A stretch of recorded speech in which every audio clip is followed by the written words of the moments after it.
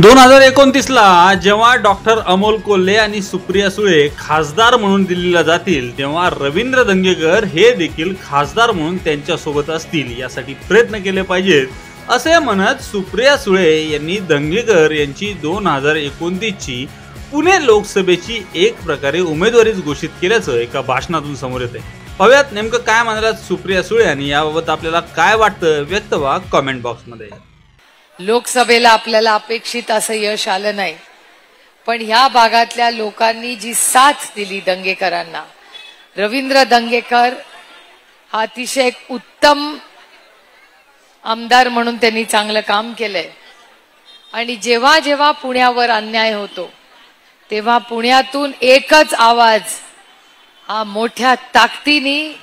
या सरकारच्या विरोधात उभं राहतो, त्याचं नाव रवींद्र दंगेकर आणि त्याला तुम्ही मतदान केलं याबद्दल तुमचेही मी मनपूर्वक आभार मानते। रवी भाऊंची आणि आमची अनेक वेळा गाठीभेटी होतात, कालही झाली आणि कालच मी रवी भाऊंना सांगितलं की 24 ला हरकत नाही आपलं राहून गेलं, पण 29 ला जेव्हा अमोल कोल्हे आणि सुप्रिया सुळे विमानाने दिल्लीला जातील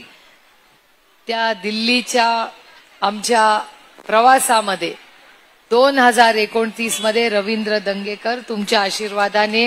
खासदार म्हणून आमच्या बरोबर दिल्लीला येतील, याच्यासाठी आपण सगळ्यांनी एकत्र प्रयत्न केले पाहिजे।